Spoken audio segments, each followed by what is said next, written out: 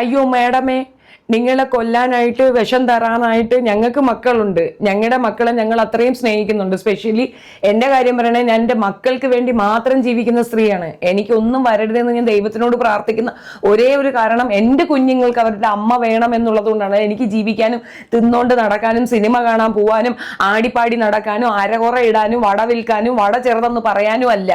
ഞാൻ ജീവിക്കുന്നത് അതിന് വേണ്ടിയിട്ടാണ്. നീ സീമയെ ഉപയോഗിച്ചു എന്നുള്ളതിന്റെ തെളിവാണ് ഞാൻ പറഞ്ഞിട്ടുള്ളത്. അവര് മനസ്സറിയാതെ ഒരു പേഷ്യന്റിനോട് കാണിച്ച കരുണയുടെ പുറത്ത് നിന്നെ വന്ന് കണ്ടതിന് ആ സ്ത്രീക്ക് നീ കൊടുത്ത പ്രഹരമാണ് നീ കാണിച്ച തൊപ്പോക്കൃത്തരം. നിനക്ക് ഇതൊക്കെ ഈസി ആയിരിക്കും. നീ വിചാരിക്കുന്ന കണക്ക് ഇതൊക്കെ വളരെ സിമ്പിൾ ആയിട്ട് തീരുമെന്ന് നീ വിചാരിക്കുന്നിടത്ത് ഇത് സിമ്പിൾ ആയിട്ട് തീരത്തില്ല. അപ്പൊ അങ്ങനെ ഉള്ളവർക്ക് മനസ്സിലാക്കാൻ വേണ്ടിയിട്ടാണ് ഞാൻ ഈ വോയിസ് ഞാൻ ഇവിടെ വെക്കുന്നത്. വെക്കേണ്ടെന്ന് വെച്ചതാണ്. അവരവിടെ ഒരുപാട് നേരം എൻ്റെ അടുത്ത് സംസാരിച്ചാൽ അവർ വളരെ വിഷമത്തോടു കൂടി പറഞ്ഞതാണ്. അവർ ഒരിക്കലും ഇത് മനസ്സറിവോടുകൂടി ചെയ്തതല്ല. ഒരു പേഷ്യന്റിനെ സപ്പോർട്ട് ചെയ്യാൻ വേണ്ടി മാത്രം പോയത്. അല്ലാതെ ഇവരൊക്കെ നിനക്ക് വേണ്ടിയിട്ട് അങ്ങ് നിലകൊള്ളൂ എന്നാണോ നീ ധരിക്കുന്നേ? നീ ആരെ ഈ പറ്റിക്കുന്നേ? ലോകത്ത് ആരെങ്കിലും നിനക്ക് സപ്പോർട്ട് പറയാൻ നിൽക്കുമോ? ഏതെങ്കിലും ഒരു മനസാക്ഷിയുള്ള വ്യക്തി നിനക്ക് സപ്പോർട്ടിനായിട്ട് വന്ന് നിന്നിട്ടുണ്ടെങ്കിൽ അവരെ കുതികാല് വെട്ടുന്ന വെറും അഹങ്കാരിയാണ് നീ. ഇത്രയും അഹങ്കാരം തലയ്ക്ക് പിടിച്ച ഒരു സ്ത്രീ വേറെ ഇല്ല. എന്നിട്ട് എന്നെ അങ്ങ് കൊന്നേക്കൊന്ന്, നിന്നെ കൊന്നിട്ട് ഞങ്ങൾക്ക് ജയിലിൽ പോവാനാ? അതിന്റെ ആവശ്യം എന്തോന്ന്? നിനക്ക് ദൈവം തന്ന ശിക്ഷയാണ് ഇത്. അത് മനസ്സിലാക്കുക. എന്നിട്ട് കുറച്ചടങ്ങാൻ നോക്ക്. ഈ വയ്യായ്മയിൽ നിന്റെ മകന് കരുതലാകേണ്ട ഒരു പയ്യനെ പൊതുസമൂഹത്തിൽ ഇട്ടു കൊടുക്കുകയാണ് ചെയ്യുന്ന ആ ചെറുക്കന് നീ എന്തോ നീത്തി വിഷം കലക്കി ആ പയ്യന് കൊടുറി.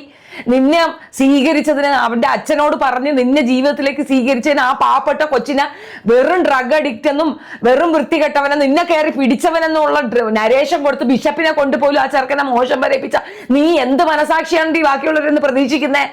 ഒരു പാവം കുട്ടിയെ ഈ രീതിയിൽ ടോർച്ചർ ചെയ്യാൻ പൊതുസമൂഹത്തിന് ഇട്ടുകൊടുത്ത നിനക്കെന്ത് മനസാക്ഷിയാണടി ഉള്ളത്? എന്റെ വയ്യാത്ത ഉമ്മായെ പറ്റി നീ എന്ത് പോക്കൃത്തരാണടി പറഞ്ഞത്? എന്നെ പറ്റി നീ എന്ത് പോക്കൃത്തരം പറഞ്ഞു? ഞാൻ ഡയപ്പർ വെച്ചുകൊണ്ട് നടക്കണം നീ പറഞ്ഞില്ലേ? നീ എനിക്ക് കാലിനുണ്ടെന്ന് പറഞ്ഞില്ലേ? നീ എനിക്കെത്തി വിഷം താടി. അങ്ങനെ പറയുമ്പോൾ നിനക്കെന്താ അത്ര വിഷമം? നിന്റെ കള്ളത്തരല്ലേ പൊളിക്കുന്നത്? നീ വെച്ച് കളിക്കാൻ ICU എന്ന് പറയുന്നത് അങ്ങനെയുള്ള സ്ഥലമാണോ? അത്രയും കെയർ ആയിട്ടുള്ള ഒരു യൂണിറ്റ് ആണത്. അത്രയും ഇമ്പോർട്ടന്റ് ആയിട്ടുള്ള പേഷ്യൻസിനെ മാത്രമേ അവിടെ കീപ്പ് ചെയ്യുള്ളൂ. ജീവൻ മരണ പോരാട്ടം നടക്കുന്ന മനുഷ്യരെയാണ് അതിനകത്ത് കൊണ്ടിടുന്നത്. നിനക്ക് കൊഞ്ചി കളിക്കാനുള്ള സ്ഥലോ? റോഡിൽ ഇറങ്ങി നിന്നിട്ട് കെട്ടിപ്പിടിക്കാൻ ആളെ വിളിയടി. അല്ലാതെ സീമയെ നീ ഇതിനകത്ത് വിളിച്ചിട്ടത് കൊണ്ടല്ലേ സീമയെ കൊണ്ട് പറയിക്കേണ്ടി വന്നത്. ആ മാപ്പെട്ട സ്ത്രീ വന്നത് പറയേണ്ടി വരുന്ന ഗതികേടിലേക്ക് നീയല്ലേ അവരെ കൊണ്ട് എത്തിച്ചത്. കേസൊന്നും ആ സ്ത്രീക്കല്ലേ വരിക? നീ പേഷ്യന്റ് അല്ലേ? ഈ മേഖലയിൽ ജോലി എടുക്കുന്ന ഒരു വ്യക്തിക്കും സഹിക്കാൻ പറ്റാത്തൊരു സാധനമാണ് നീ ചെയ്തത്. പൊതുസമൂഹം കണ്ടോണ്ട് നിൽക്കണോ? നിന്റെ ചൊറിച്ചിൽ എങ്ങോട്ടാണ്? നീ എങ്ങോട്ടാ ഈ ചൊറിഞ്ഞ് കയറുന്നേ? മനസാക്ഷി ഉള്ളവളാണെങ്കിൽ കുറച്ച് അടങ്ങണോടി, 50 പൈസയ്ക്ക് അടങ്ങടി. ഈ ക്യാൻസർ അസുഖം വന്ന മനുഷ്യ ഒരുപാട് പേര് ഞാൻ ഇടയ്ക്ക് വെച്ചു എന്റെ വായിന്ന് പോലും വന്നിട്ടുണ്ടായിരുന്നു ദുഷ്ടജനങ്ങൾക്കാണ് ഇത് വരുന്നത്. അല്ല, നിനക്ക് തിരിച്ചറിവുണ്ടാവാൻ തന്നതാണ്. നിനക്ക് ഈ അസുഖം നിനക്ക് വരരുത്. നിനക്ക് വരേണ്ട വേറെന്തെങ്കിലും അസുഖമാണ്. മനസ്സിലായോ? പാവപ്പെട്ട മനുഷ്യർക്ക് വന്ന അവരതിൽ നിന്ന് രക്ഷപ്പെടാൻ വേണ്ടി പ്രാണവേദനയോടുകൂടി പൊരുതുമ്പോ അവരെ മുന്നിൽ കിടന്ന് പിക്കിലിനിട്ട് ആട്ടിക്കളിക്കുന്നു. അവൾ ആടി കുഴയുന്നങ്ങ്.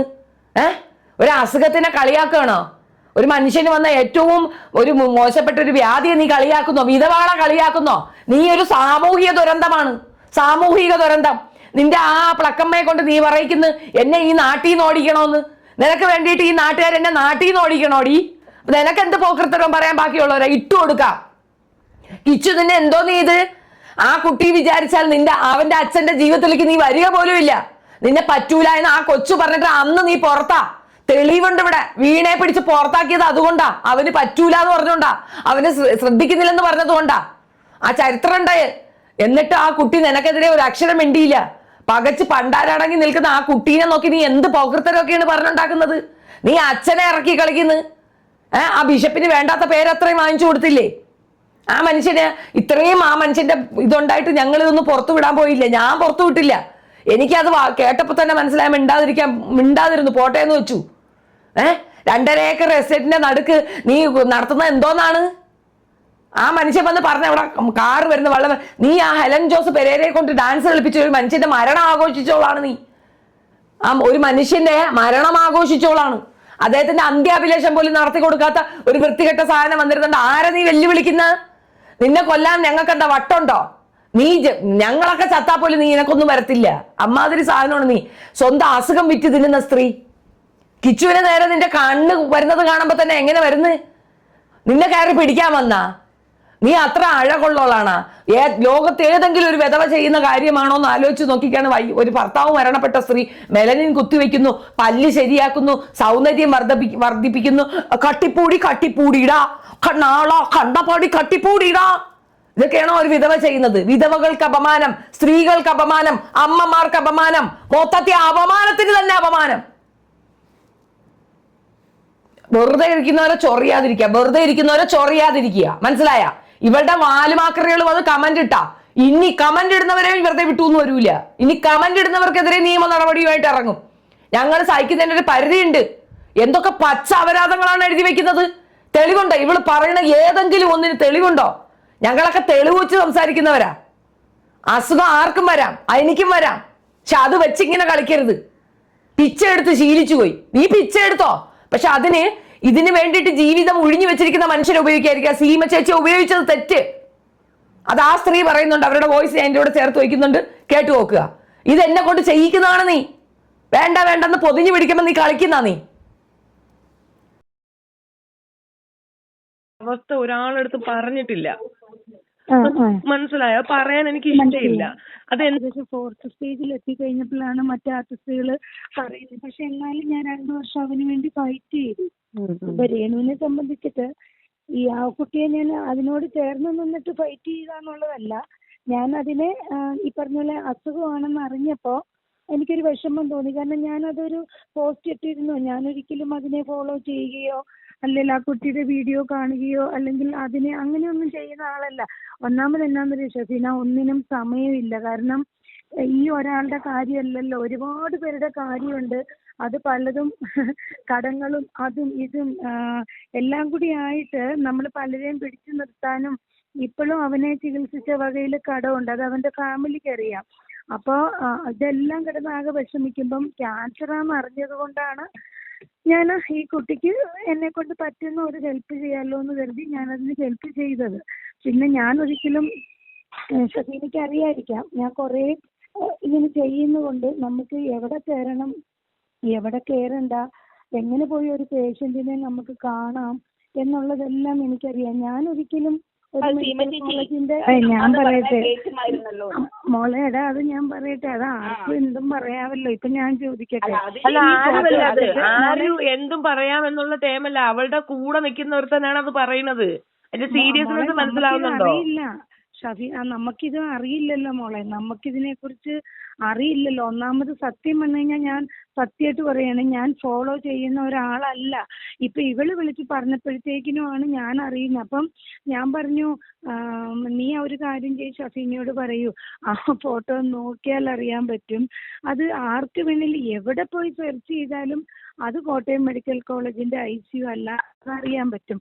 അപ്പം ഇനിയിപ്പം എങ്ങനെ ഒരു പരാതി എവിടെ പോയാലും അതാണെങ്കിലല്ലേ നമുക്കെതിരെ പരാതി വരുള്ളൂ. അല്ല, സീമയ്ക്ക് മനസ്സിലാവാത്ത ഒരു കാര്യം കൂടെ ഞാൻ വ്യക്തമാക്കി തരാം. ഇപ്പം സീമയെ പോലുള്ളവരെയൊക്കെ അവള് വിളിപ്പിക്കുന്നതും അവിടെ സീമ പോയി കാണുമ്പോൾ ഫോട്ടോ എടുത്ത് ഇതുപോലെ എഡിറ്റ് ചെയ്ത് ഇടുന്നതും ഒക്കെ തന്നെ മറ്റുള്ളവരെ തെറ്റിദ്ധരിപ്പിക്കാനാണ്.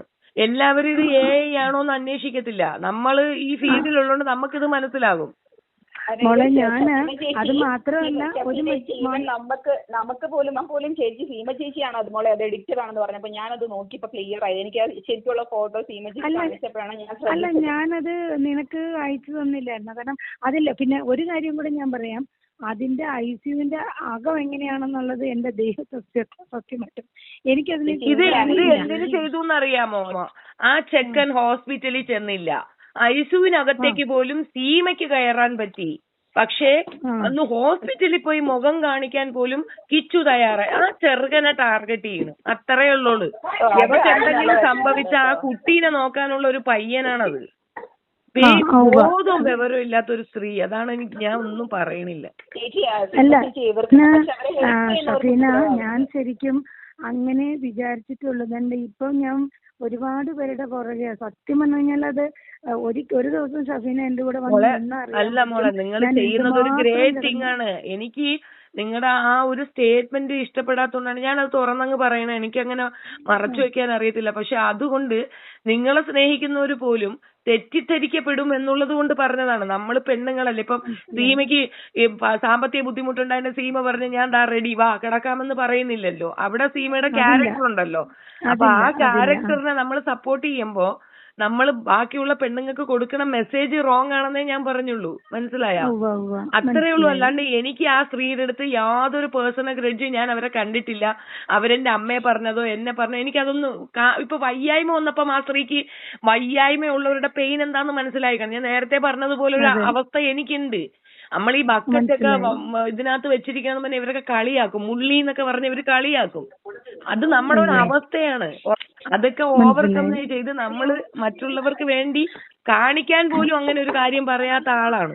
അപ്പൊ ഇതൊക്കെ കാണുമ്പോൾ ഞാൻ ഒരിക്കലും അതെ എനിക്കറിയാം. കാരണം ഞാൻ all Kerala wheel chair rights ഫെഡറേഷന്റെ എന്താ പറയുന്നത് രക്ഷാധികാരി ഒക്കെയാണ്. അപ്പം എല്ലാ വർഷവും അല്ല എല്ലാ ദിവസവും എന്നോണം ഇപ്പോഴും ഒരുപാട് പേരുടെ താങ്ങായിട്ട് നിൽക്കുന്ന ആൾ ഒരു രാജീവ് പള്ളുരുത്തിയുണ്ട്.